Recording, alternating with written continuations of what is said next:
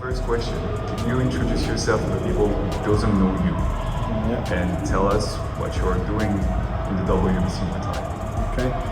My name is Nash Keshwala. I'm the WBC chairman for UK and the head of ring officials committee for the WBC Muay Thai. So my role obviously spans not just being promoting the sport, but obviously training the officials all over the world.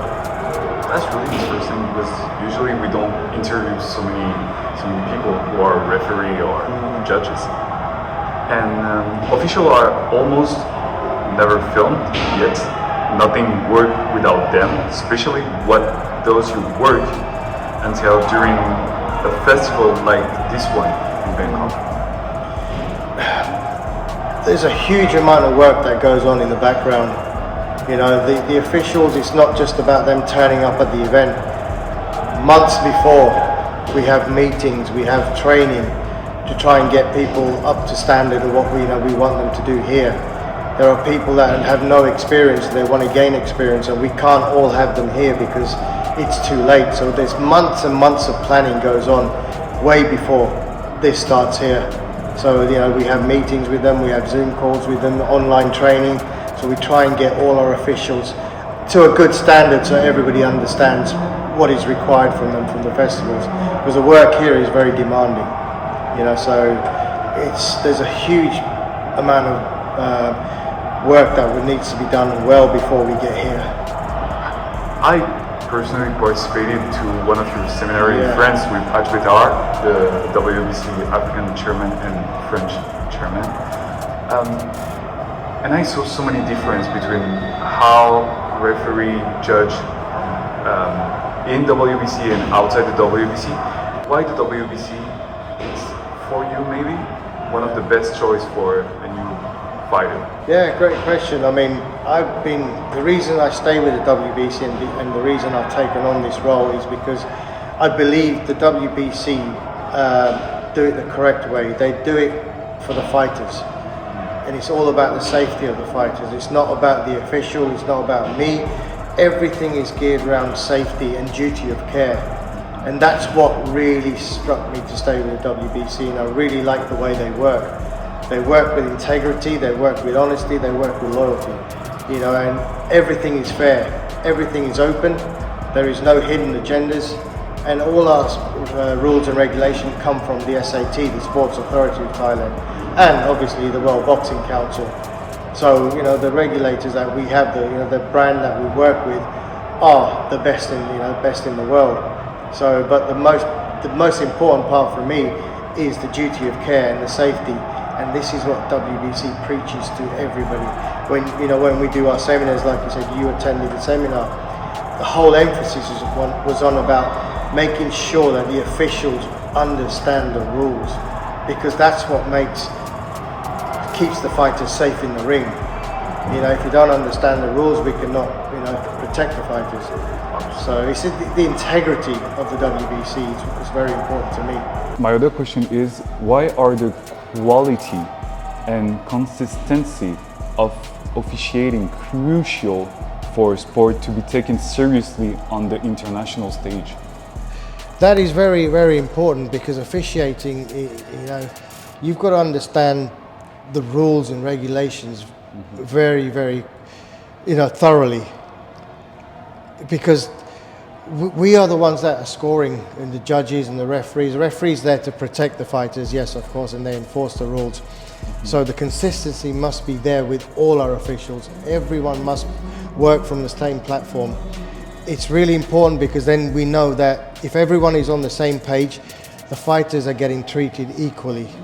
And we also say the fighters must understand the scoring system, so they know, where they're going wrong. If they're behind a round or whatever, the coaches must understand. So we try and not just train the judges and the officials, but we try and educate the coaches to make sure they understand, what is required for their fighters to win.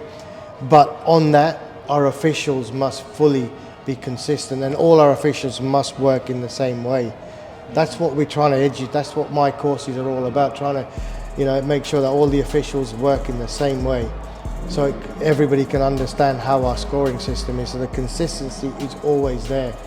You know, whether it's a national title fight, whether it's a regional, whether it's European or world title fight, the rules and regulations are still the same. They cannot change. It's maybe what I like the most in the WBC, because you really put the safety and the quality of the work and the respect for the fighter and the sports at the same time. And the safety of this fighter is in the heart of the WBC Muay Thai and WBC in general. How do you ensure that an athlete from a developing nation is protected as much as another fighter? Because basically some federation, local federation are completely different, some country are completely different. How you are be sure they will put the same respect and safety on the fighter in that country and in another country? Yeah, again, another good question. Again, it lies on the referee's knowledge. Again, you know, it's our duty that we make sure that we put the correct official for the correct fight. In these festivals, it's very difficult to manage that, because we have, like you said, we have countries that come from very underdeveloped population, and it's very hard. You know, they don't have the experience, they don't have gyms. You know, this is the first time they enter these competitions. You can see sometimes the levels are very low. So we have to ensure that we put the correct official in that fight. Because if one fighter comes from an underdeveloped country and one fighter is from a Western world where Muay Thai is very big, they have the experience. Obviously, the fighter in the blue corner is always going to be stronger. So there is the potential of the other fighter getting hurt or injured. So the referee must be able to judge within the first 30 seconds or 15 seconds who is a stronger fighter. So now he can, with his experience or her experience, you know, they can protect the fighter. Yeah. It's all about duty of care. It's all about, we want to try and put the right ring official in the right fights. You know, so, but sometimes that's very difficult because we don't know all the ring officials as well. They come from these underdeveloped countries as well, so they don't have the experience, but they want to gain the experience. You know, so it's a very difficult situation. How do we put an inexperienced referee in a fight where there's inexperienced people?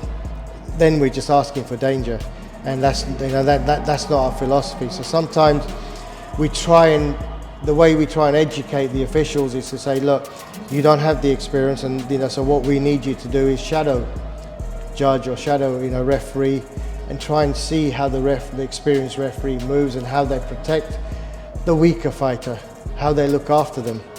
You know, because like we said, the whole ethos of the WBC is duty of care. Yeah. We as referees are not concerned about the result. We don't care who wins, red or blue. For me, when I'm in the ring, all I want to do, make sure is that the fight is safe, the fighters are safe, they leave the ring safe, they come again to fight another day. Yeah. That's all we're concerned about. It's the judge's job to make sure they find a winner and a loser, but the referee, it's all about duty of care. We do not care what the result is. We just got to make sure that if a fighter is weaker and is not protecting themselves, it's our job to make sure we protect them. You know, so a lot of onus comes on the referee, you know, and people don't understand how much onus for us there is to protect the fighters. Yeah. So if we stop a fight too early, the coaches are upset. You know, the managers get upset because, oh, why did you stop my fighter? But we see something that they don't. You know, we don't want them to end up in hospital, have concussion or any injuries that's going to affect their lives. We got to remember that the people that come to the festivals, they have jobs. The kids are at school.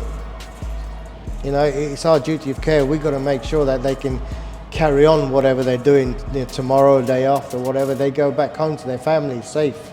Especially for them, because for the majority of them in that competition, especially in the Amazing Muay Thai Festival, they are really young. Yeah, many young. people from young age. Yeah. I was impressed about that because I expected maybe older people, maybe like me, 25 years old, 20 years old. Yeah. When I saw so many 40, 17, I was a bit shocked. It's and incredible. At the same time, really incredible. happy because the sport is really represented by many people from 60 different countries, from many different ages. Yeah. That's really beautiful at the same time to see that. Yeah, no, exactly. So, you know, so you can understand, you know, how much pressure there is on the referees to try and protect these fighters. Obviously. You know, and we take our role very seriously. You know, and the people here, they've come here, they've volunteered their time. You know, they've come here, so you know they're passionate. Yes. They're very passionate about the job they do, and you know, I myself take this job very, very seriously. You know, you know, if I know, like I said, the result is not a concern for me, but when one of the fighters, both the fighters go home safely, I've done a good job. Yes. That's all I need to understand. Make sure that they go home to their families.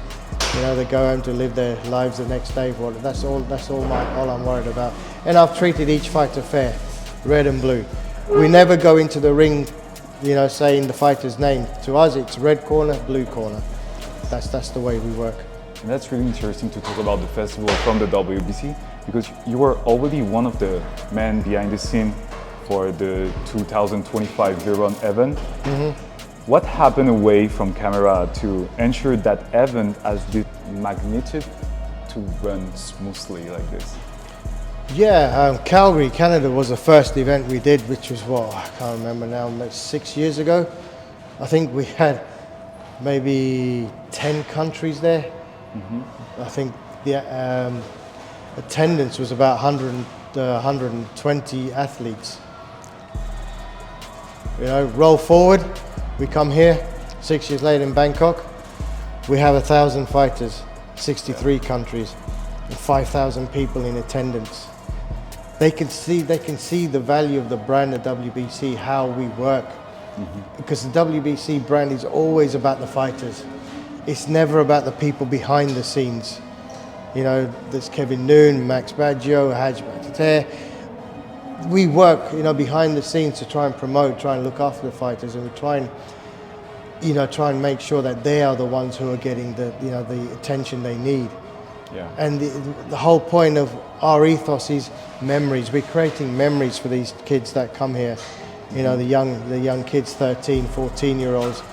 They'll never get the chance to travel to Thailand if it wasn't for events like this. They'll never get a chance to go to Venice, Verona, Rome, wherever, you know, the events we have. Without this, they will never be able to create memories. They will never be able to connect with, network with people around the world. You know, this is not just about fighting, it's about creating relationships with other countries, making friends. You know, then that's always been our ethos, and you can see how successful it is. You know, we have 7 rings here today. Yes. You know, 30 fights in every ring every day so far with 3. So you can see that there's value in what we do. So we're doing something right. We're never going to please everybody, of course, because it's just a big event, and you know, there's a lot of people here. And it's technically never possible. That's just life. That's just where life is. But if we look at the evolution of where we came from Calgary to where we are now, we've quadrupled the amount of attendance, and the feedback we get. The majority, I'd say 80%, maybe more, is so positive. You know, some days I do ask myself as well, why am I doing this? Because it's hard work. But then when you get the feedback from the parents and the children, they come and hug you, they say, oh, this is fantastic. You think, you know what, this is worth everything. I did my job well. I did my job well. I've made someone happy, and that's all we want to see. Yes, and I got that question. I really like to ask every people I interview from boxing and Muay Thai. Can you tell me what moment in your career you like it the most? Like you were, what I did, it's really important, and that moment proved that. I think, obviously, my Muay Thai career goes back nearly 35 years, but the biggest accolade I've received is this position from the WBC. They've respected the work that I've done in the past, and they've seen, you know, the integrity I have for the sport and the way I talk to people. And by giving me this position, which I'm really honored to have, to be the head of the WBC Ring Officials Committee, and to be responsible for training and educating the officials.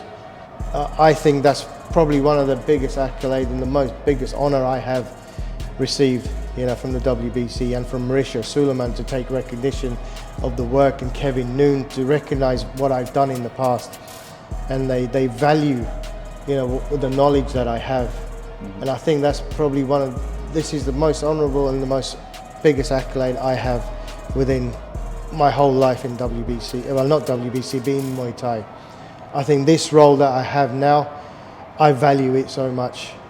Like I said, some days I do question myself why I do this because of the stress and everything else that comes with it. But then, you know, the feedback I get, and you know, the parents that come to me and they say, you know, my child, you know, would never have this experience if it wasn't for this. Then I think to myself, do you know what? This is worth getting out of bed for. And so I honour this position and I take this work very, very seriously, as you've seen in my seminars, because I'm passionate. Yes. And I like teaching people the knowledge I have. You know, it's all about passing knowledge, and you know, if I can pass my knowledge on to someone else, and if they become better than me, I've done my job well. You know, even teaching in the gym, I try and educate my students to become better than me. You know, I don't want them to be the same as me or be below me. I want them to be better. That way I've done my job well, and I've left a legacy where people can say, oh, do you know what, Nash Keshwala, he was a good guy. That's all I need. Yes. That's my thing. Yeah. I completely see what you want to say. You know, Algeria now really participate to WBC Muay Thai. Yeah. Something is going to be created. Do you think we can see you in Algeria one day? Oh, of course. Yeah. Algeria, I was born in Africa. I come from Africa. You know, that's one of my passions, and if I can make one of those countries in Africa, get them to attend these events, you know, come to these shows, oh, that would be amazing. And it would be my honor again to come to Algeria, you know, and teach and educate the officials there and get them involved in these, you know, the events. It would be amazing, and put Algeria back on the map as well. You know, they produce some good fighters there as well, and you know, good honourable people. The kids don't have, the youth don't have the opportunities, and this is what this is all about. So again, that will be one of my next challenges, to come to Algeria and let's see what we can do with Algeria and build them up and make them, you know, make them a land to be recognised with. Thank you so much, sir, for that interview, and I really hope to see you soon in Algeria. Thank you. It's an honour and pleasure for me to have this so interview much. as well. Thank you.